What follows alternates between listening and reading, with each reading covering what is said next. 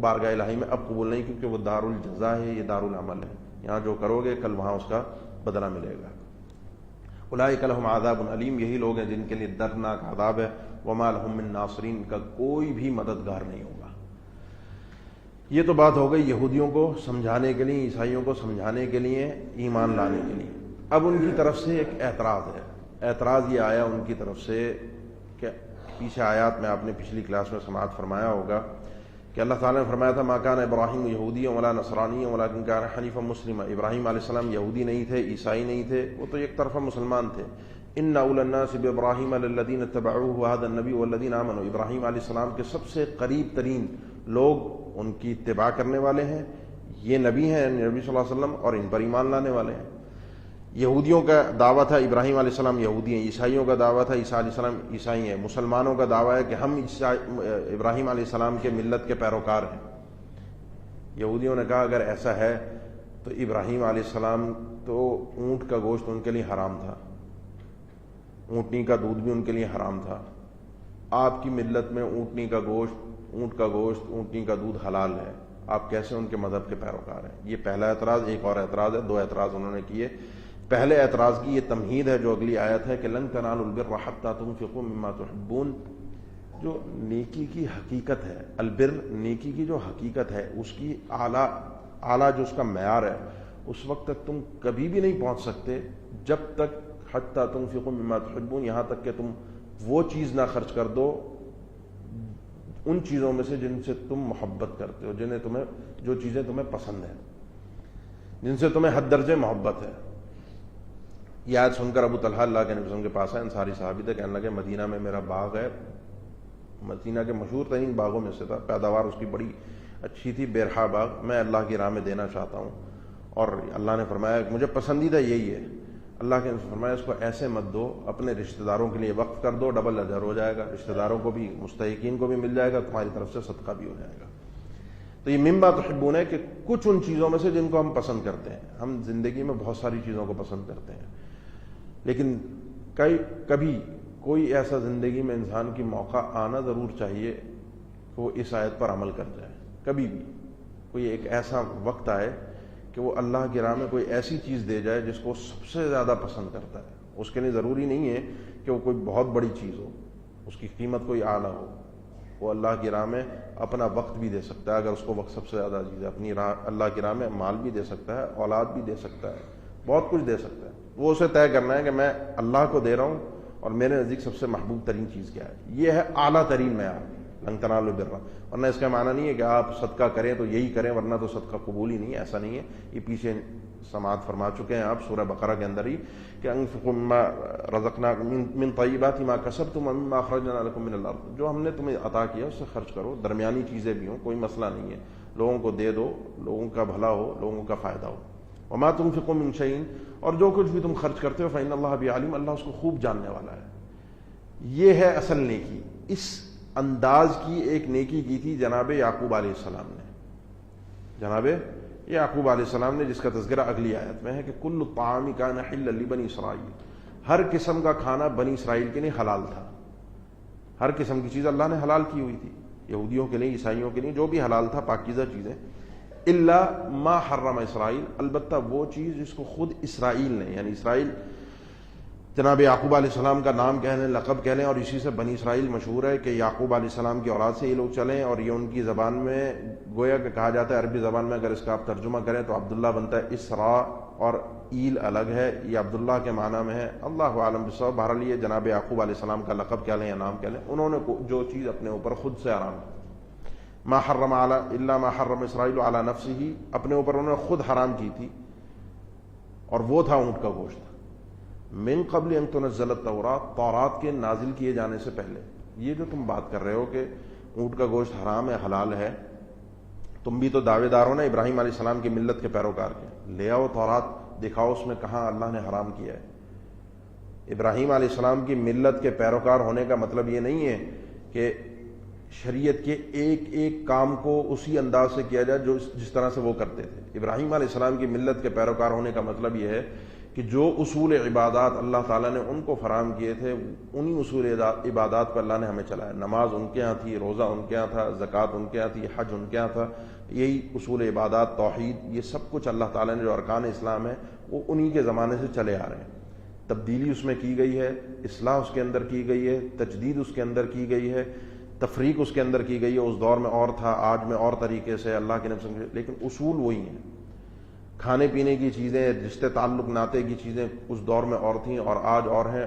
وہ شریعت اصول کے اعتبار سے ایک ہے. تو تم دکھاؤ لا کر تورات کہ اگر تم کہتے ہو حرام تھی تو تمہارے حرام تھی، تمہارے بھی حرام نہیں تھی. یہ تو اب ہم بتا رہے ہیں تمہیں. اللہ کی طرف سے اللہ کے نبی کی نبوت کی صداقت کی ایک دلیل ہے کہ تم نے اعتراض کیا. اس اعتراض کا جواب تو تمہیں خود نہیں پتا، خود اس اعتراض میں پھنس گئے. سنو حقیقت کیا ہے کہ یعقوب علیہ السلام نے اللہ سے نظر مانی. ان کا کوئی مسئلہ تھا، یہ حل ہو جائے تو میں اپنی محبوب ترین چیز چھوڑ دوں گا جس کا تذکرہ اللہ نے فرمایا یہ نیکی کی اعلیٰ قسم کی نیکی ہے. اور ان کے نزدیک اونٹ کا گوشت ان کو بڑا پسند تھا. اونٹ کے گوشت کے پسند ہونے کی وجہ سے انہوں نے اس کو اللہ کے لیے نظر مان کر چھوڑ دیا، کھانا چھوڑ دیا خود سے، جس کو اللہ نے تعبیر کیا کہ انہوں نے حرام کیا. تو ابراہیم علیہ السلام نے تو حرام نہیں کیا تھا، ان کی شریعت میں تو حرام نہیں تھا. تورات ہے، لے آؤ تورات پڑھ کر دیکھ لیتے ہیں. تم اس کو مانتے ہو اللہ کی سچی کتاب ہے، اللہ کا دین ہے، تسلیم کروا دو ہمیں لا کر. یا صدق اللہ، نبی صلی اللہ علیہ وسلم فرما دیجئے سچ تو اللہ کہہ رہا ہے، کون جانتا ہے. پہلے بھی اللہ نے کہا قل انتم اعلم من اللہ، تم زیادہ جانتے ہو، اللہ زیادہ جانتا ہے. اللہ کی بات سچی ہے. فاتبعوا ملت ابراہیم حنیفا. نبی صلی اللہ علیہ وسلم ان کے اعتراض سے گھبرائیے مت، ادھر ادھر مت دیکھیے. آپ ملت ابراہیمی کے تم سب کے سب پیروکار بنو، جو کہ کون تھے؟ یک طرفہ آدمی تھے، اکیلے ہی پوری امت میں کھڑے ہو گئے تھے اللہ کو تسلیم کرنے کے لیے. کسی کا کوئی خیال کسی کی طرف پلٹ کر نہیں دیکھا تھا. وما کان من المشرکین، مشرکین میں سے نہیں تھے. ان کے اعتراض پر کان نہ دھریے. پہلا اعتراض ہو گیا، اس کا جواب ہو گیا. دوسرا اعتراض پھر لے کر آئے کہ آپ ملت ابراہیمی کے پیروکار ہیں. ابراہیم علیہ السلام نے تو بیت المقدس کو تعمیر کیا تھا، اس کے بعد انبیاء کا قبلہ بھی وہی رہا ہے، ابراہیم علیہ السلام کا قبلہ بھی وہی رہا ہے. تو آپ نے تو بیت اللہ کو قبلہ بنا لیا، آپ کیسے ملت ابراہیمی کو پیروکار ٹھہرے؟ اللہ نے اب اس اعتراض کا جواب دیا ان اول بیت وضع للناس. سب سے پہلا گھر جو لوگوں کے لیے بنایا گیا تھا، بیت وضع للناس بنایا گیا لوگوں کے لیے. للذی ببکہ، وہ گھر کہاں ہے؟ وہ بکہ، یعنی مکہ کا ایک نام بکہ بھی ہے، وہ مکہ مقام پر ہے. وہ پہلا گھر جو بنایا گیا تھا اللہ کی عبادت کے لیے وہ مکہ میں ہے. مبارکن، بڑی بابرکت ہے.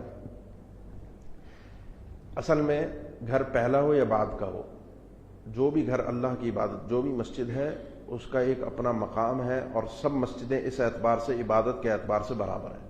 باقی اللہ کی مرضی کسی جگہ کو فوقیت دے دے. آج برکت کی ایک بیت اللہ کے اندر نشانی ہے نماز پڑھنے کی، ایک نماز 1 لاکھ کے برابر ٹھہرائی جاتی ہے. اور بھی ہیں، وہ انشاءاللہ بات آگے آتی ہے. ابراہیم علیہ السلام نے پہلے اسماعیل علیہ السلام کے ساتھ مل کر بیت اللہ کی تعمیر کی ہے. وہ تذکرہ آپ نے سورہ بقرہ میں سماعت فرمایا تفصیل کے ساتھ. بعض علماء کے نزدیک انہوں نے تفسیری روایات ذکر کی ہیں کہ اس کو آدم علیہ السلام نے تعمیر کیا تھا، اور جب ابراہیم علیہ السلام نے دوبارہ تعمیر کیا تو ان کو نیچے سے وہ بنیادیں بھی ملی. اللہ عالم بالصواب. لیکن ہمیں قرآن نے اس چیز کا نص کے ساتھ تذکرہ کیا کہ اس کو ابراہیم علیہ السلام نے اسماعیل علیہ السلام کے ساتھ مل کر تعمیر کیا. اس کے 40 سال کے بعد جو روایات میں صراحت آتی ہے، نبی سے پوچھا گیا کہ بیت اللہ اور بیت المقدس میں کتنے عرصے کا فاصلہ رہا ہے تعمیر میں، تو آپ نے فرمایا 40 سنہ، 40 سال کا وقت لگا ہے. 40 سال بعد بیت المقدس کی تعمیر ہوئی ہے. اب اس اعتبار سے اگر تم فوقیت کی بات کرتے ہو، ویسے فوقیت نہیں ہے، لیکن ایک جگہ ایک مسجد ایسی ہے جس جگہ جو 100 سال سے تعمیر ہے، وہاں 100 سال سے لوگ نماز پڑھ رہے ہیں. اور ایک مسجد ایسی بنی ہے کہ جو ابھی اس کو 1 سال ہوا ہے بنے ہوئے. کون سی جگہ زیادہ؟ ویسے دونوں جگہ نماز کے لیے ہیں، لیکن ایک جگہ پر 100 سال سے اللہ کی طرف سے فرشتے آ رہے ہیں، عبادت ہو رہی ہے. وہ زیادہ بہتر ٹھہرے گی یا وہ زیادہ بہتر ہوگی اس اعتبار سے جو ابھی 1 سال ہوا ہے بنے ہوئے؟ 40 سال پہلے بیت اللہ کی تعمیر ہو چکی تھی. تو اس اعتراض کا جواب تو تمہارا پھر بھی غلط ہو گیا. تمہارا اعتراض کہ بیت اللہ پھر قدیم ہو گیا، بیت اللہ بھی ابراہیم علیہ السلام کی تعمیر ہو گئی، تو اس کو قبلہ بنانے میں کون سی ایسی آفت آ گئی؟ یہ بھی تو ابراہیم علیہ السلام کی تعمیر تھی اور پہلے کی تعمیر تھی. اصول کے اعتبار سے دیکھا جائے تو اس کو قبلہ بننے کا حق زیادہ رکھا جائے. اس 40 سال کے عرصے میں جب تک بیت المقدس تعمیر نہیں ہوا تھا، اگر نمازیں پڑھی گئیں، کوئی عبادت ہوئی، تو اس وقت قبلہ کیا ہوا؟ بیت اللہ. ملت ابراہیمی کی نقش قدم پر اس کی اتباع میں کوئی حرج تو نہ آیا. ابراہیم علیہ السلام کے ہاتھوں سے تعمیر ہوا ہے اور بابرکت جگہ ہے. وہ بھی بابرکت ہے. اللہ بارکنا حولہ، بیت المقدس کو بھی اللہ نے بابرکت کہا ہے اور اس کو بھی بابرکت کہا ہے. اور برکت کی اپنی اقسام ہے. یہاں برکت یہ ایک نماز 1,00,000 کے برابر ہو رہی ہے. آگے اللہ تعالیٰ نے فرمایا کہ وَمَن دَخَلَهُ كَانَ آمِنًا، جو شخص اس گھر میں داخل ہوتا ہے امن میں آ جاتا ہے، اس علاقے میں داخل ہوتا ہے. وہاں پہ شکار حرام ہے جانور تک امن میں آ گیا، ایک دوسرے لڑائی حرام ہے. حتیٰ کہ دور جاہلیت تک میں اس گھر کی ڈھاک ایسی تھی کہ یہاں پر اپنے باپ کا قاتل تک نظر آ جائے یہ ہاتھ نہیں لگا سکتے تھے اسے. اللہ کے نبی صلی اللہ علیہ وسلم نے وہاں کے گھاس پتے وغیرہ عام طور پر توڑنے سے وہ بھی منع فرما دیا. ہر چیز امن میں رہے گی وہاں کی. یہ برکت ہے اس کی. زمزم کا کنواں برکت ہے اس کی. وَہُدًى لِلْعَالَمِينَ، اور اس میں لوگوں کے لیے تمام جہان والوں کے لیے ہدایت ہے. برکت ہے اور ہدایت ہے. برکت کیسے ہے؟ فِيهِ آيَاتٌ بَيِّنَاتٌ، اس گھر میں اللہ کی طرف سے بڑی بڑی نشانیاں ہیں.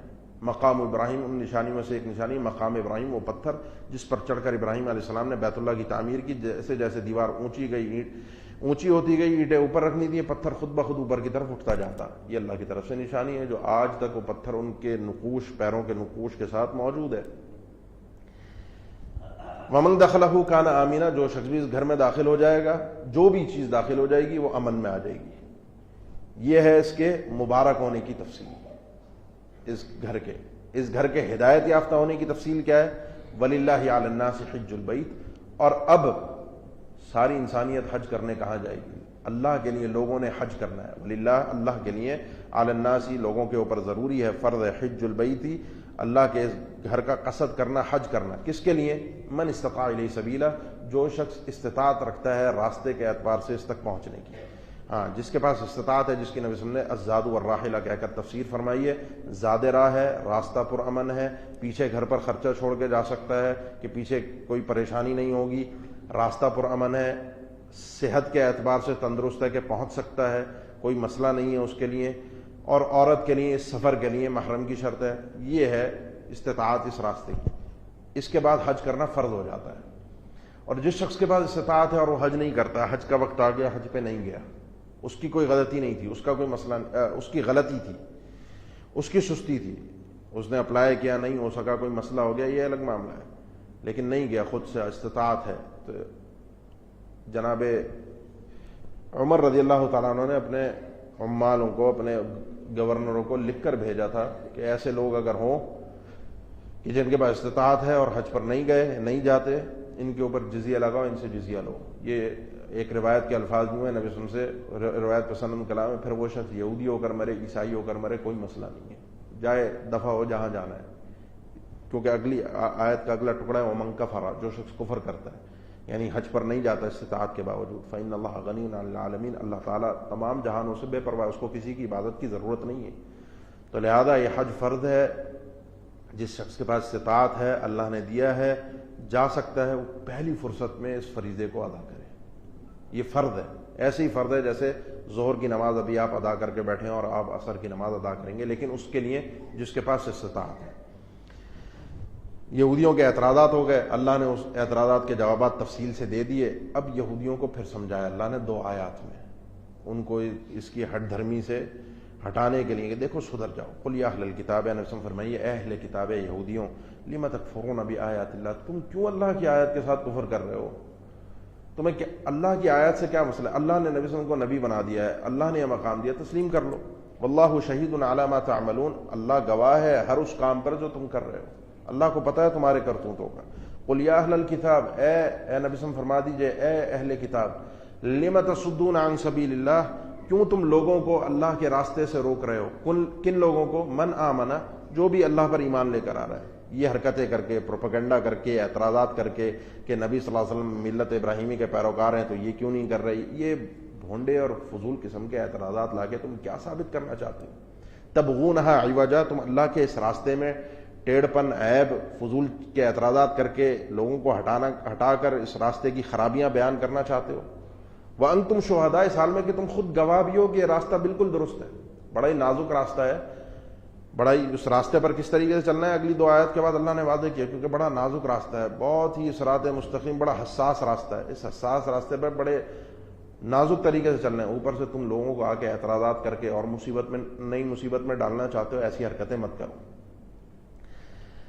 واللہ وما اللہ بغافل عما تعملون، اللہ تعالیٰ تمہارے اعمال سے، تمہاری حرکتوں سے غافل نہیں ہے۔ یہ تو ہو گئی یہودیوں کے حوالے سے بات، یہودیوں کے سمجھانے کے اعتبار سے بات۔ اب دوسری بات ہے ہم مسلمانوں کو، ہم اہل ایمان کو، کہ ان یہودیوں کے اس پروپیگنڈے سے، ان فضول کے اعتراضات سے تم کسی بھی طرح سے تمہارے دماغ میں کہیں سے کوئی اعتراض یا خلش آنا ہے۔ یہ آج کے دور میں بھی ہوتا ہے، ہر آدمی آتا ہے کہ جی تم اگر سنت پہ عمل کرنے کا دعویٰ کرتے ہو، اپنے آپ کو صحیح اور درست قرار دیتے ہو، پگڑی کیوں نہیں پہنتے؟ نبی وسلم تو پگڑی پہنا کرتے تھے۔ خیر یہ ایک لمبی تفصیلی مسئلہ، میں اس میں نہیں جا رہا۔ اس قسم کے اعتراضات کر کے صرف لوگوں کے دماغ میں یہ ڈالنا ہوتا ہے کہ جی یہ دعوے فضول کے دعوے ہیں، حالانکہ ان کو پتہ ہے کہ پگڑی کی کیا حیثیت ہے شرعی طور پر۔ محبت میں کوئی انسان پہنے کوئی حرج نہیں ہے، اور پہننی بھی چاہیے۔ اللہ کے نبی صلی اللہ علیہ وسلم سے ایک اگر دلی حقیقت میں محبت ہو جائے، حقیقت میں، تو اس محبت میں، فرط محبت میں آ کے کوئی پہنتا ہے، بہت اچھی بات ہے، اس کے کمال ایمان کی دلیل ہے، لیکن یہ چیز دین نہیں ہے اس اعتبار سے کہ اللہ کے ہاں اس کی بنیاد پر کوئی ذاتی عمل پر ثواب رکھا جائے۔ تو یا ایھا الذین آمنوا، ایمان والو بچ کے رہنا یہودیوں سے۔ ان تطیعوا فریقا من الذین کفروا، اگر تم یہودیوں کی اس ایک جماعت کی، یہ کچھ لوگوں کی حرکتیں ہیں، سب کی نہیں ہیں، یہ اللہ کی طرف سے انصاف دیکھیں، سب کی طرف ان کی حرکتوں کی نسبت نہیں کی، ایک گروہ کی ان کی اطاعت کرتے ہو، ان کی باتیں مان لیتے ہو، ان کے اعتراضات میں ان کے تم کفر کر سکتے ہو۔ یہ نبی صلی اللہ علیہ وسلم کے دور کے مسلمانوں کو خطاب ہے، کیسے تم کافر ہو سکتے ہو؟ وَأَنْتُمْ تُتْلَىٰ عَلَيْكُمْ آیَاتُ اللَّهِ، تم تو وہ ہو جن کے اوپر اللہ کی آیات پڑھی جا رہی ہیں۔ اس کا مطلب یہ ہے کہ کوئی بھی فتنہ آئے گا، کوئی بھی فتنہ جو دین سے، ایمان کے اوپر حملہ آور ہوگا، اس سے بچنے کا ایک پہلا حل اللہ کی آیات، یہ قرآن ہے۔ کوئی بھی اعتراض کرے، کوئی ملحد، کوئی اللہ کی شان میں گستاخی، کوئی بھی بات ہے، اس قرآن کو کھولیں، اس میں شفا ہے، فی شفاء للناس، ہر قسم کے اعتراض کا جواب اس قرآن کے اندر موجود ہے۔ نمبر 1، وفیکم رسول، اور تمہارے درمیان رسول موجود ہے، نبی صلی اللہ علیہ وسلم اس وقت موجود تھے۔ تو کوئی بھی اعتراض ہے، کوئی بھی بات آ رہی ہے، اشکال ان کے جھانسے میں مت آنا، آ کر سوال کرنا، تمہیں جواب مل جائے گا۔ اور آج اللہ کے نبی صلی اللہ علیہ وسلم کے فرامین اس قرآن کی تفسیر کی صورت کے اندر پوری زندگی ہمارے سامنے موجود ہے۔ ان دو چیزوں کے بعد ہم گمراہ نہیں ہو سکتے، اسی لیے اللہ نے فرمایا وَمَن يَعْتَصِم بِاللَّهِ، جو شخص اللہ کو مضبوطی سے تھام لے، یعنی اللہ کی آیات اور نبی صلی اللہ علیہ وسلم کے فرامین کو، فقد ہدی الی صراط مستقیم، اس کی سیدھے راستے کی طرف رہنمائی کر دی گئی۔ جس سیدھے راستے سے بھٹکانے کے لیے یہودی اعتراض کر رہے تھے، اس کا اللہ نے پیچھے بھی 2-3 آیات پہلے تذکرہ کیا ہے، کیونکہ بڑا نازک راستہ ہے، اور وہ اعتراضات کر رہے ہیں، وہ اس قسم کے فضول کے جھانسے دے رہے ہیں مسلمانوں کو۔ بچ کے رہنا، اللہ کی رسی کو مضبوطی سے تھام کے رکھنا، اور اللہ کی رسی اللہ کی آیات اور محمد رسول اللہ صلی اللہ علیہ وسلم کے فرامین ہے۔ جو کوئی کہیں سے اعتراض آئے گا، اس اعتراض کا حل تمہیں یہاں سے مل جائے گا۔ 1۔ نمبر 2، یا ایھا الذین آمنوا اتقوا اللہ حق تقاتہ، ایمان والو اللہ سے ڈرو جس طرح ڈرنے کا حق ہے۔ یہ اللہ کا ڈر جو ہے، تقوی جو ہے، یہ تمہیں شہوات سے بچائے گا۔ شیطان کے 2 حملے ہوتے ہیں، یا شبہات لے کر آتا ہے ایمان پر، یا انسان کو ایمان میں رکھتا ہے لیکن دنیا کی مستیاں، رنگ رلیاں اس میں مست کر دیتا ہے۔ اس سے بچنے کے لیے تقوی ہے، جو اللہ نے کہا ہے وہ کرو، جس سے بچنے کا کہا ہے اس سے بچ جاؤ، اور جس طرح کہا گیا اس طرح کرو۔ اللہ کے نبی صلی اللہ علیہ وسلم، صحابہ کرام اور فرمایا جو اللہ سے ڈرنے کا حق ہے وہ ادا نہیں ہو سکتا ہے، اللہ کے نبی، بڑا مشکل کام ہے واقعتاً۔ جس طرح ڈرنا ہے، یعنی پھر تو 24 گھنٹے اس طریقے سے گزارنے کو گناہ کا تصور ہی نہ ہو۔ تو اللہ تعالیٰ نے پھر ایک رحم کیا سورہ طلاق میں، فرمایا فاتقوا اللہ ما استطعتم، جتنی استطاعت ہے، جتنی توفیق ہے، جتنا کر سکتے ہو اتنا اللہ سے ڈرو، اور تمہاری استطاعت کتنی ہے اس سے اللہ اچھی طرح سے واقف ہے، لہذا خیال کرنا۔ نمبر 1۔ نمبر 2، وَلَا تَمُوتُنَّ إِلَّا وَأَنْتُمْ مُسْلِمُونَ، اور کبھی تمہیں موت نہ آئے مگر یہ کہ جب موت آئے تو تم کیا ہو؟ مسلمان ہو۔ یہ پچھلی آیات جو آج ہم نے پڑھی، ان ساری آیات کو، اس آیت کو ان ساری آیات کا خلاصہ سمجھ لیجیے۔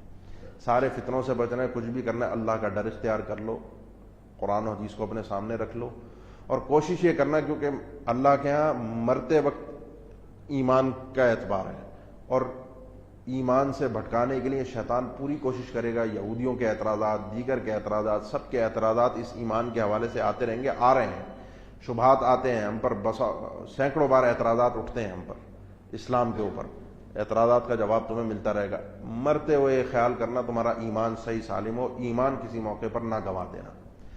ایک تو یہودیوں نے کام یہ کیا، دوسرا کام کیا تھا جس کی طرف اللہ تعالیٰ نے نشاندہی کی ہے؟ وہ اگر تمہیں یہ نہ کر سکے، تمہارے ایمان سے نہ پھسلا سکیں گے، جس کی طرف اللہ کے نبی صلی اللہ علیہ وسلم نے خود اپنے فرمان میں اشارہ فرمایا کہ ان الشیطان قد یئس من ان یعبدہ المصلون فی جزیرۃ العرب، جزیرہ عرب میں شیطان کی عبادت ہو، شیطان اس سے مایوس ہو چکا ہے کہ وہاں پر صحابہ کرام یا اس کے بعد لوگ شیطان کی عبادت کر سکیں، بتوں کی پوجا ہو یا صحابہ کرام میں شرک داخل ہو، یہ مشکل ہے اب اس کے لیے۔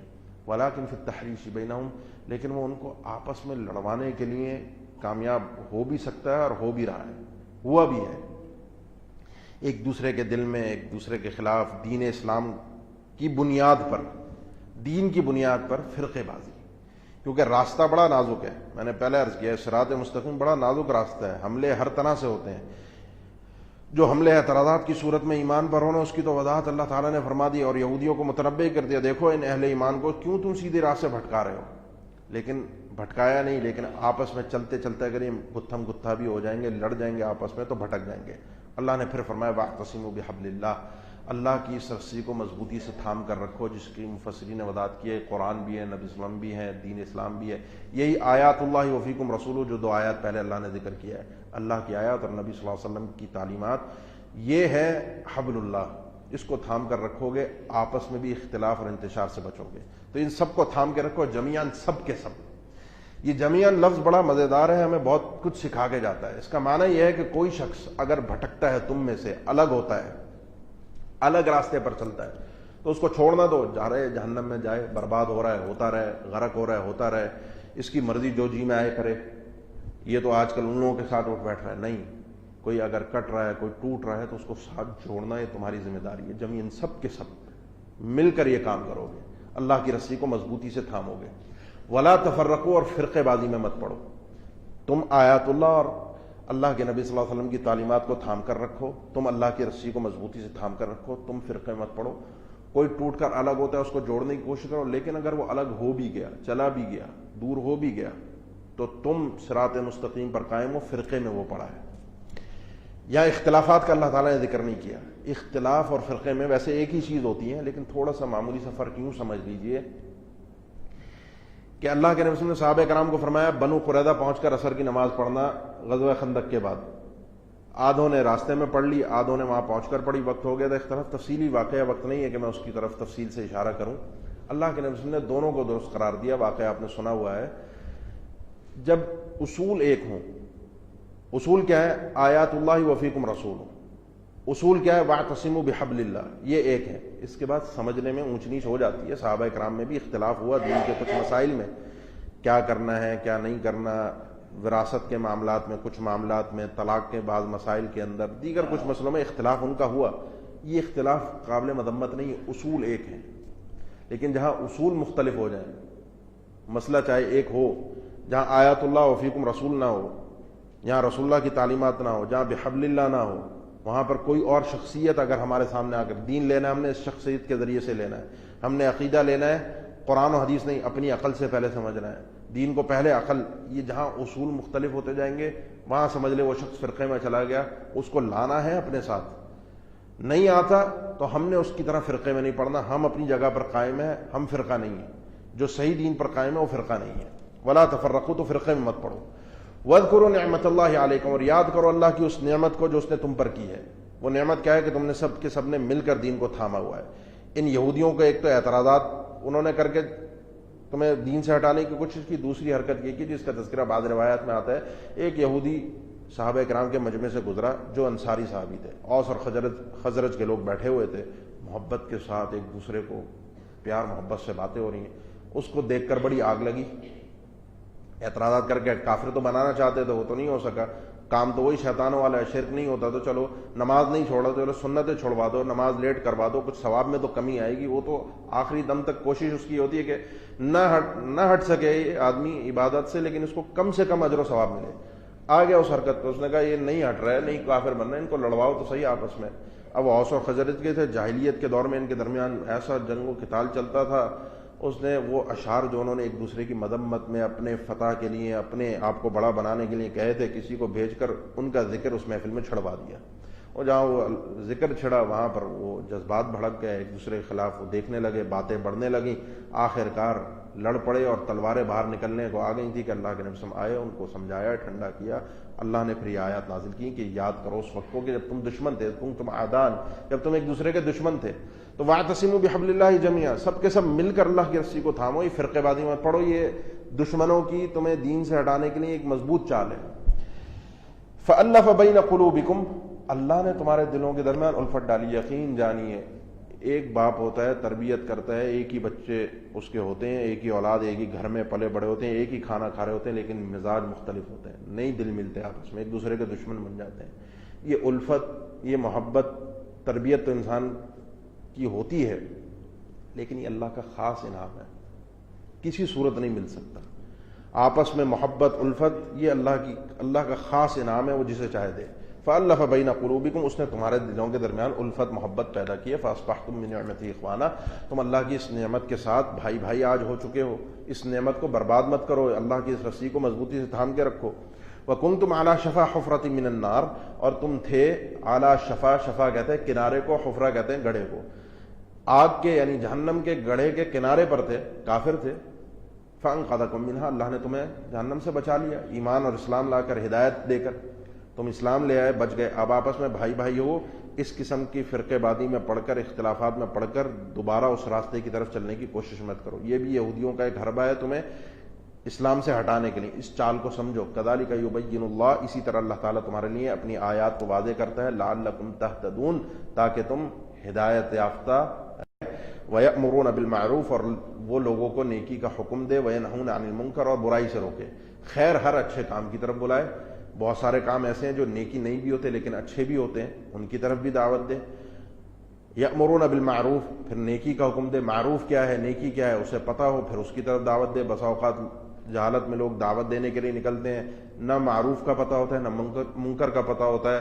ہوتا کیا ہے، منکر کی، گناہوں کی دعوت دے آتے ہیں، معروف نیکیوں سے روک کر آ جاتے ہیں، اور اپنے حساب سے وہ سمجھ رہے ہوتے ہیں ہم نے دین کی خدمت کر لی، لیکن دین کا ستیہ ناش ہو رہا ہوتا ہے. وہ خیر بات آگے آ رہی ہے ابھی. تو ایک جماعت ایسی ہونی چاہیے، کیونکہ واعتصموا بحبل اللہ جميعا پر عمل اسی طریقے سے ہو سکتا ہے کہ لوگوں کو بلانے کے لیے کوئی نہ کوئی جماعت ہو. اس کی وضاحت آگے آ رہی ہے انشاءاللہ ابھی تفصیل. وَأُولَٰئِكَ هُمُ الْمُفْلِحُونَ، اور یہی لوگ، یہی معاشرہ، ایسا ہی معاشرہ فلاح پانے والا ہے جو دشمنوں کے اعتراضات سے بھی بچ سکے گا، اپنے ایمان کو بھی محفوظ رکھ سکے گا، نہ صرف اپنے آپ کو بلکہ اپنے ارد گرد معاشرے کے دیگر افراد کو بھی وہ اپنے ساتھ لے کر چل سکتا ہے. وَلَا تَكُونُوا كَالَّذِينَ تَفَرَّقُوا، اور نہ ہو جاؤ ان لوگوں کی طرح جو فرقوں میں بٹ گئے، یہودی اور عیسائیوں کی طرح. بڑی مزے کی بات ہے، فرقوں میں وہ بٹ گئے، تقسیم ہو گئے. وہ چاہتے ہیں تم بھی فرقوں میں تقسیم ہو جاؤ. وہ فرقوں میں کیسے تقسیم ہوئے؟ اللہ نے فرمایا واختلفوا، انہوں نے اختلاف بھی کیا. من بعد ما جاءهم البینات، اپنے پاس واضح دلائل آ جانے کے بعد. اس کا مطلب نہیں یہودی عیسائی جو گمراہ ہوئے ان کے پاس ہدایت نہیں تھی. یعنی آج امت مسلمہ میں اگر کوئی راہ ہدایت سے ہٹ رہا ہے، ہم کہیں ہے اس کے پاس قرآن و حدیث، وہ سمجھ لے گا خود ہی. اللہ نے فرمایا نا وفیکم آیات اللہ وانتم تتلی علیکم آیات اللہ وفیکم رسول، تم پر اللہ کی آیات پڑھی جا رہی ہیں، رسول موجود ہے تو ہے، وہ سمجھ لے گا خود ہی. اس کی سمجھ کے مطابق یہ ٹھیک ہے، اسے چلنے دو. نہیں، یہی اسی وجہ سے یہودی فرقوں میں تقسیم ہوئے تھے. جو اللہ کی آیات آنے کے بعد وہ فرقوں میں تقسیم ہوئے. تو یہ معنی نہیں ہے کہ تمہارے پاس اگر اللہ کی آیات آ چکی ہیں اور نبی صلی اللہ علیہ وسلم کی تعلیمات آ چکی ہیں تم فرقوں میں تقسیم نہیں ہوگے. نہیں، تم بھی ہوگے. اس کا حل کیا ہے؟ اس کا حل یہ ہے کہ اللہ کی رسی کو مضبوطی سے تھامو اور ایک دوسرے کو حق کی اور نیکی کی دعوت دو. ایک دوسرے کو بتاؤ، اس کو صحیح سمجھاؤ. یہ کام تم نے کرنا ہے ہر حال میں، ورنہ معاشرہ برباد ہو جائے گا. صرف تمہیں اپنے ایمان کی فکر، یہ درست کام نہیں ہے. لوگوں کو بتاؤ، لوگوں کو سمجھاؤ. وَأُولَٰئِكَ لَهُمْ عَذَابٌ عَظِيمٌ، یہی لوگ ہیں ان کے لیے دردناک عذاب ہے. دنیا بھی برباد ہو جائے گی، اور آخرت میں کیا ہوگا اگر ان کے یہودیوں کے اعتراضات کی زد میں آ گئے یا فرقوں میں تقسیم ہو گئے. یوم تبیض وجوہ وتسود وجوہ، پھر کل قیامت کے دن کچھ چہرے روشن ہوں گے، سفید ہوں گے، چمکدار ہوں گے. وتسود وجوہ، اور کچھ چہرے سیاہ ہوں گے، کالے ہوں گے. ابن عباس رضی اللہ تعالیٰ عنہ کی تفسیر ہے، وہ کہتے ہیں جن کے چہرے سفید ہوں گے وہ اہل السنہ والجماعہ، سیدھے راستے پر چلنے والے، اور جن کے چہرے سیاہ ہوں گے وہ اہل بدعت ہیں. حالانکہ کافر بھی ہو سکتے ہیں، مسلمان بھی ہو سکتے ہیں. یہ تفسیر انہوں نے قرآن مجید کی ان پچھلی آیات کو سامنے رکھ کر کی ہے کہ فرقوں میں مت پڑھو. جو شخص فرقوں میں پڑ گیا وہ دنیا میں بھی رسوا ہوگا، آخرت میں بھی رسوا ہوگا. اور جو شخص فرقوں میں نہیں پڑا، اس صحیح دین پر، اللہ کی آیات اور نبی صلی اللہ علیہ وسلم کی تعلیمات پر جمیعاً اکٹھے ہو کر وہ چلتا رہا، وہ شخص فرقے میں نہیں پڑا، اس کے کل قیامت کے دن چہرے سفید ہوں گے. جن کے چہرے سفید ہوں گے وہ اہل ایمان ہوں گے، جن کے چہرے کالے ہوں گے وہ یہود و نصارہ بھی ہو سکتے ہیں، وہ کافر بھی ہو سکتے ہیں جن کا اللہ نے ذکر کیا کہ ان کے لیے بخشش نہیں ہے، جن کا دین اسلام سے کوئی واسطہ نہیں ہے، وہ ہر وہ شخص ہے جو اللہ کے راستے سے ہٹ کر چلا ہے۔ فَأَمَّا الَّذِينَ اسْوَدَّتْ وُجُوهُهُمْ، البتہ وہ لوگ جن کے چہرے سیاہ ہوں گے، اکفرتم بعد ایمانکم، ان سے کہا جائے گا قیامت کے دن کیا تم نے ایمان لانے کے بعد کفر اختیار کیا، یعنی سیدھے راستے سے تم ہٹ گئے ایمان کے بعد، چاہے وہ کسی بھی شکل میں ہو۔ فذوقوا العذاب بما کنتم تکفرون، لہذا اب جو تم نے کفر کیا ہے اس کے بدلے میں عذاب کا مزہ چکھو۔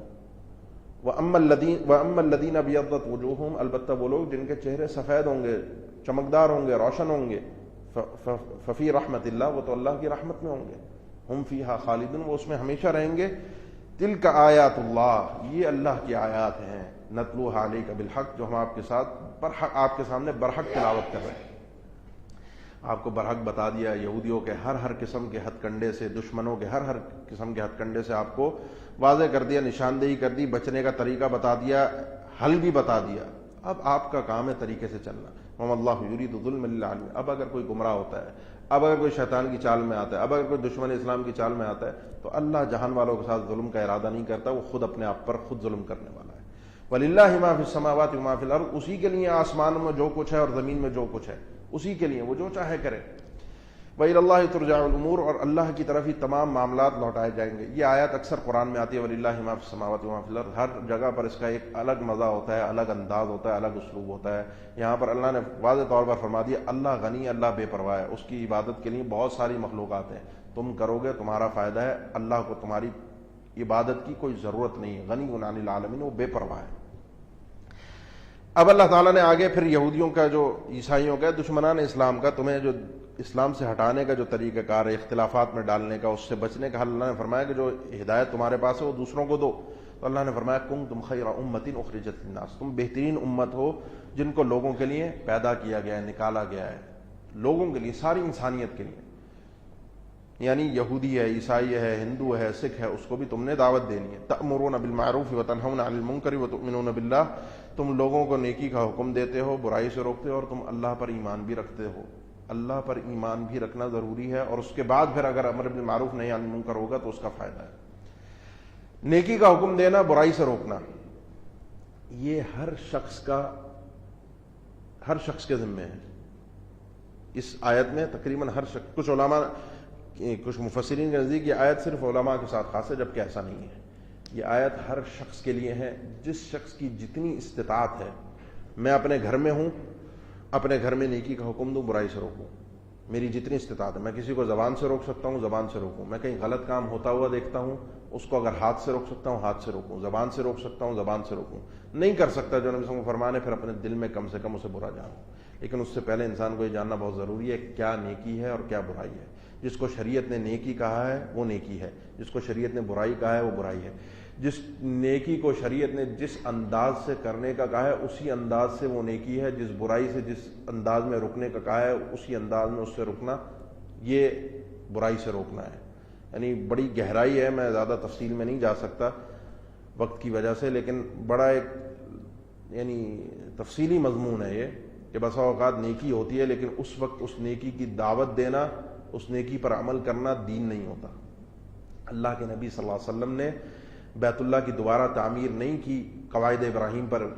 آپ نے فرمایا کہ اگر تمہاری قوم عائشہ نئی بھی اسلام نہ لائی ہوتی بیت اللہ کو دوبارہ تعمیر کرتا، لیکن اس کی تعمیر دوبارہ ان کے لیے فتنے کا سبب بنے گی۔ بس اوقات دین پر معروف کیا ہے نیکی، حالانکہ نیکی کا اچھا کام ہے کہ ابراہیم علیہ السلام نے جس طرح تعمیر کیا اس طرح دوبارہ تعمیر کیا جائے۔ قریش نے جو تعمیر کیا اس میں نقوص تھے، کمی تھی۔ بیت اللہ کا دروازہ انہوں نے اونچا کر دیا، 2 دروازوں کے بجائے 1 دروازہ کر دیا، حتیم کے حصے کو بیت اللہ سے باہر کر دیا۔ فرمایا سارے کام میں دوبارہ کرتا، لیکن نہیں، یہ فتنہ بنے گا۔ یہ معروف ہے، آپ نے کس وقت کس نیکی کو سر انجام دینا ہے اور وہ نیکی شمار کی جائے، یہ ہے اصل فقہ۔ اور یہ جس کو نصیب ہو جائے وَمَن یُؤْتَ الْحِکْمَةَ فَقَدْ أُوتِیَ خَیْرًا کَثِیرًا، وہ خیر کثیر دے دیا گیا۔ تو یہ ہر شخص اپنے اپنے حساب سے کرے گا۔ بس اوقات کوئی گناہ ہوتا ہے، کوئی برائی ہوتی ہے، اس کو حاکم تک پہنچانا یہ نیکی کی دعوت ہوتی ہے، اس سے روکنا اس وقت نیکی نہیں ہے۔ وہ برائی کر رہا ہے، آپ اس کی اطلاع آگے دیں جو اس کو برائی سے روکا، آپ کا روکنا اور فساد کی طرف لے کر جائے گا۔ تو بہرحال یہ ایک تفصیلی مضمون ہے۔ اللہ نے فرمایا وَلَوْ آمَنَ أَهْلُ الْكِتَابِ لَكَانَ خَيْرًا لَهُمْ، اگر اہل کتاب بھی اسی طرز کا ایمان لے کر آتے تو ان کے لیے بھی بہت بہتر تھا۔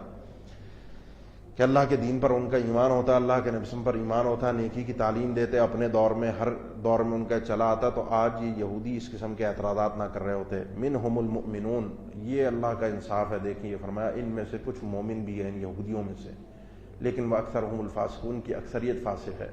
قولا واحدا، ایک جملے میں اللہ نے سب کو نہیں رگڑا کہ سارے یہودی بدبخت ہیں، سارے یہودی ایسے ہیں، نہیں، ان میں کچھ ایمان بھی اور ایمان لے کر بھی آئے۔ ان میں سے اللہ کے نبی صلی اللہ علیہ وسلم کے دور میں تقریباً 10 یہودیوں کے نام ملتے ہیں جو اللہ کے نبی صلی اللہ علیہ وسلم پر ایمان لے کر آئے، ان میں سر فہرست عبداللہ ابن سلام کا نام ہے۔ تو صحیح لوگ ہیں، اچھے لوگ ہیں، اگر ایمان لے آئے تو ان کے لیے ہی بہتر ہے۔ لن یضرکم الا اذی، اے ایمان والو یہ تمہیں تکلیف نہیں پہنچا سکتے سوائے زبانی تکلیف کے، تمہیں نقصان نہیں پہنچا سکتے کبھی بھی سوائے تکلیف زبان سے۔ یہ اس قسم کی باتیں کرتے رہیں گے، اعتراضات کر کے تمہیں دین سے ہٹانے کی کوشش کریں گے، نہیں کر سکے تو تمہیں آپس میں لڑوائیں گے، ہاتھوں سے مقابلہ کرنے کے قابل نہیں ہے۔ وَإِن يُقَاتِلُوكُمْ، اگر یہ تم سے قتال کریں، تمہارے سامنے آ کر کھڑے ہوں، يُوَلُّوكُمُ الْأَدْبَارَ ثُمَّ لَا يُنصَرُونَ، یہ تم سے اپنی پیٹھ پھیر کر بھاگ جائیں گے، تمہارے سامنے نہیں کھڑے ہوں گے اور ان کی مدد نہیں کی جائے گی۔ بزدل قوم ہے، لڑ نہیں سکتی۔ ضُرِبَتْ عَلَيْهِمُ الذِّلَّةُ، ان پر اللہ تعالیٰ نے ذلت مسلط کر دی ہے۔ کیوں؟ کیونکہ یہ چاہتے تھے سب کا باپ بننا، چودھری بننا، کہ ہم تو نحن ابناء اللہ وحباؤہ، اللہ نے ساری مخلوق تو ہماری خدمت کے لیے پیدا کی ہے۔ ریاست چاہتے تھے، بڑائی چاہتے تھے، اللہ نے اس کے بدلے میں ان کو چونکہ راستہ غلط اختیار کیا، اللہ نے ان کو ذلت سے ہمکنار کیا۔ فرمایا اور یہ ذلت بھی ایسی تھی، اینما ثقفوا، جہاں بھی یہ چلے جائیں دنیا میں، جس وقت ہوں، یا اس کے علاوہ خاص طور پر یہودیوں کی بات ہے، ان کو عیسائیوں کا ساتھ مل جائے، دیگر کسی اور قوم والوں کا ساتھ مل جائے، مسلمانوں میں سے جو منافقین ہیں ان کا ساتھ مل جائے، اور ملتا رہا، اور جب جب ان کو یہ ساتھ ملا، جب ہی یہ لڑنے کے قابل ہوئے، جب ہی یہ منہ دکھانے کے قابل ہوئے۔ وباءوا بغضب من اللہ، اور یہ اللہ کے غضب کے ساتھ واپس پلٹے۔ یہ گئے تو تھے اللہ کی طرف سے رحمت لینے کے لیے، لیکن حرکت ان کی ایسی تھی کہ اللہ کی طرف سے ان کو دھتکار ہی ملی۔ وضربت علیہم المسکنہ، اور ان پر مسکینیت کو مسلط، ذلت اور مسکینیت ان پر چھا گئی ہے، اور وہ ان کے کرتوتوں کی وجہ سے، اللہ نے ان پر ظلم نہیں کیا۔ ذالک بانہم کانوا یکفرون بآیات اللہ، سب کچھ اس لیے ہے کہ یہ اللہ کی آیات کا انکار کرتے ہیں۔ وَيَقْتُلُونَ الْأَنْبِيَاءَ بِغَيْرِ حق، اور انہوں نے انبیاء کو ناحق قتل کیا ہے، کوئی قتل کی وجہ نہیں تھی۔ انبیاء ان کو، یعنی اس سے بڑے گھٹیا پن ان کا کیا ہوگا کہ انبیاء ان کو جہنم سے آزادی کی دعوت دے رہے ہیں اور بدلے میں ان انبیاء کو قتل کر رہے ہیں۔ ان کی اس نیکی کا انہوں نے یہ صلہ دیا ہے، تو اللہ نے بھی ان کے ساتھ جو کیا وہ ان کے کرتوتوں کے بالکل موافق تھا۔ انہوں نے بڑا بننے کی کوشش کی انبیاء کو، اور آپ پر ایمان نہیں لا رہے، آپ پر اعتراضات کر رہے ہیں فضول قسم کے، ملت ابراہیمی کے اعتبار سے، دیگر اعتبارات سے، جو بنی اسرائیل کے دیگر انبیاء تھے جو ان کی اپنی نسلوں میں سے تھے، ان پر یہ کون سا ایمان لے آئے؟ ذالک بما عصوا وکانوا یعتدون، یہ سب کچھ اس وجہ سے کہ انہوں نے جو نافرمانیاں کی ہیں، جو گناہ کیے ہیں، اور جو حد سے زیادتی کرتے رہے ہیں، جو ان کی طبیعت میں ہے، اس وجہ سے ان پر ذلت اور مسکینیت مسلط کر دی گئی ہے۔ اس میں اشارہ ہے مسلمانوں کے لیے کہ اگر تم خیر امت بنا کے نکالے گئے تھے، پیدا کیے گئے تھے، اگر تأمرون بالمعروف وتنہون عن المنکر کرو گے تو ٹھیک ہے، نہیں تو اللہ نے یہودی اور عیسائیوں کو بھی کہا تھا وانی فضلتکم علی العالمین، لیکن یہ اعزاز ان سے چھین لیا۔ کانوا لا یتناہون عن منکر فعلوہ، کیونکہ وہ اپنے معاشرے کے اندر جب برائی دیکھتے، لوگ برائی کر رہے ہوتے، اس برائی سے روکتے نہیں تھے، اپنے کام سے کام رکھتے تھے اور کسی کے کام میں ٹانگ نہیں اڑاتے تھے۔ اللہ نے فرمایا یہ طرز اگر تم اختیار کرو گے تو خیر امت کا وصف تم سے بھی چھین لیا جائے گا۔ یہ مسلمانوں کو یہاں پر خاص طور پر اس آیت میں تنبیہ ہے۔ لیسوا سواء، یہ سارے یہودی برابر نہیں ہیں، سارے عیسائی برابر نہیں ہیں۔ من اہل الکتاب امۃ قائمہ، اہل کتاب میں سے ایک ایسی جماعت ہے، ایک ایسا گروہ ہے، قائمۃ یتلون آیات اللہ، جو حق کے ساتھ کھڑی ہوئی ہے۔ یتلون آیات اللہ، وہ اللہ کی آیات کو پڑھتے ہیں، آناء اللیل وہم یسجدون، رات کے حصوں میں، اس حال میں کہ وہ سجدے میں تہجد پڑھنے والے ہوں۔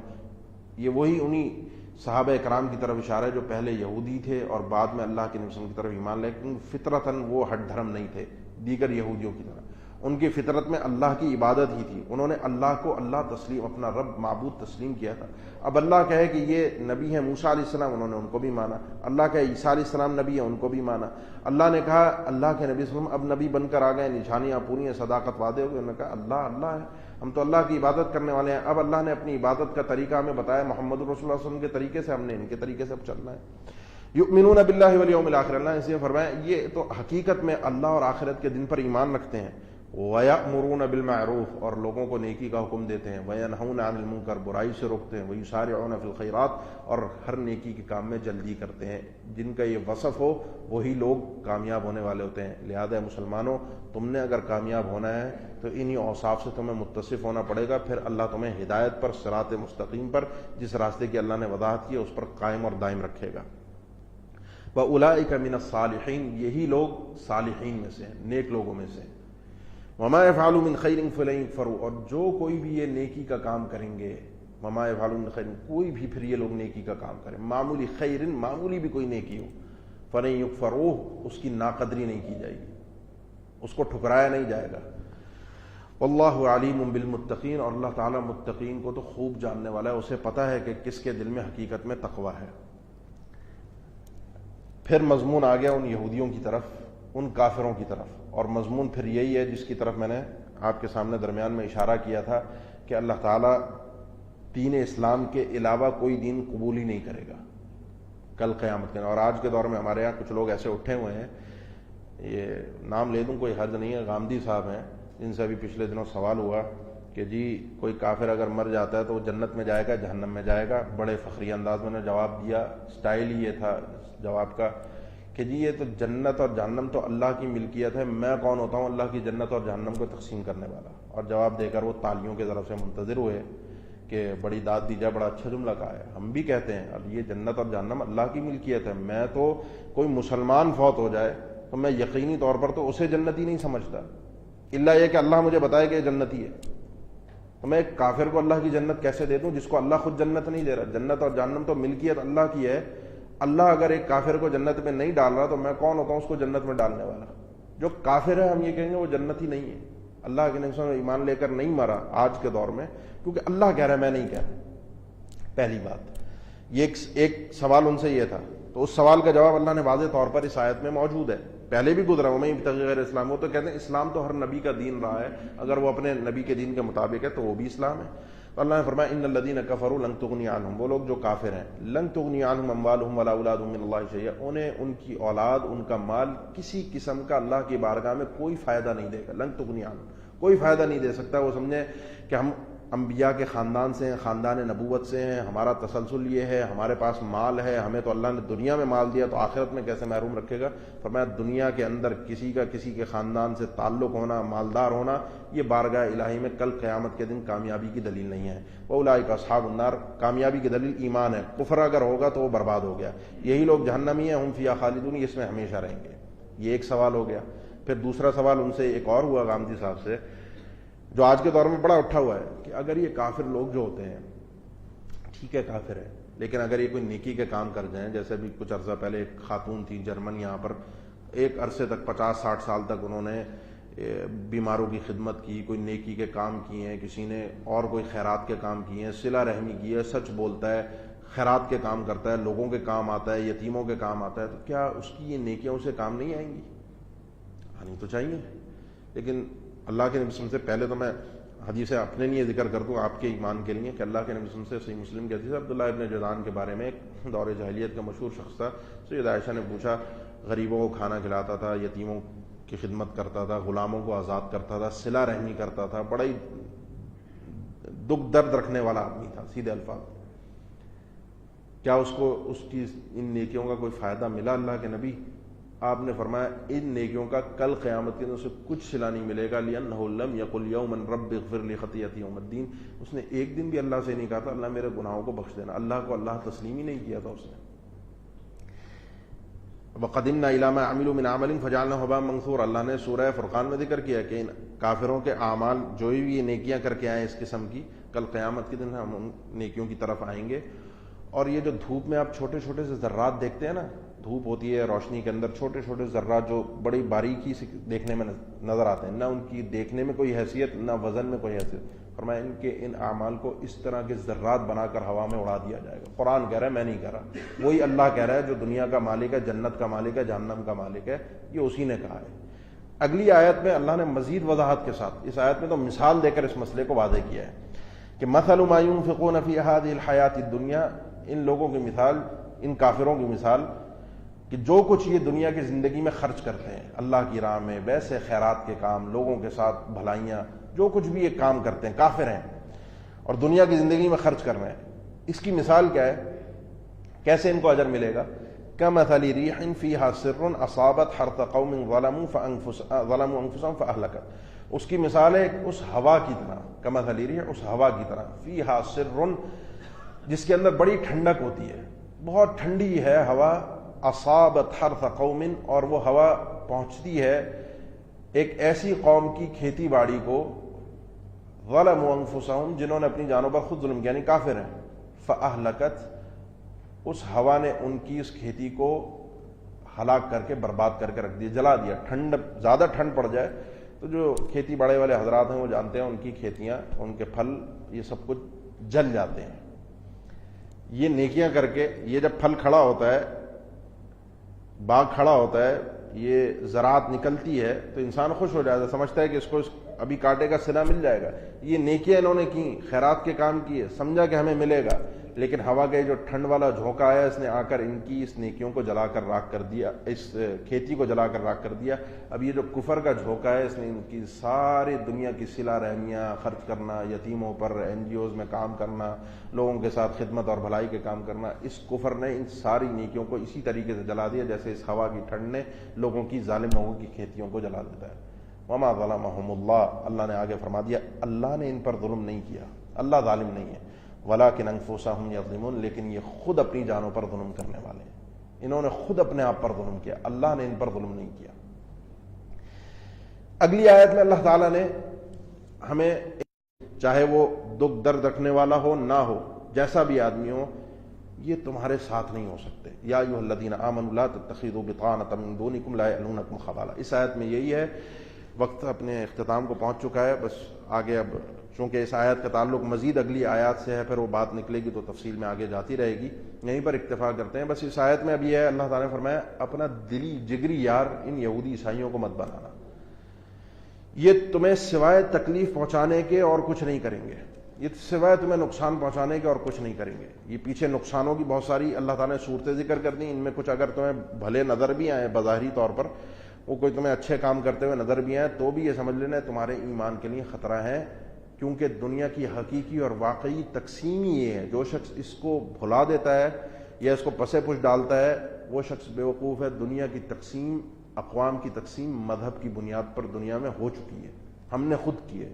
مذہب کی بنیاد پر جنگیں بھی ہوئی ہیں، مذہب کی بنیاد پر یہ ممالک تقسیم ہے، تو لہذا جب یہ سب کچھ وہ اپنے مذہب کی بنیاد پر کرتے ہوئے نہیں گھبرا رہے، وہ کھلے عام کر رہے ہیں، تو تمہیں کرنے میں کیا شرم محسوس ہوتی ہے؟ تم بھی اپنے مذہب پر اپنے آپ کو عزت دار محسوس کرو، اپنے آپ کا دفاع کرنا سیکھو، اپنے ایمان کی حفاظت کرنا سیکھو، اپنے ایمان پر ہونے والے حملوں کو باریکی کے ساتھ سمجھو، اپنے اور معاشرے کی اصلاح کے لیے کام کرو۔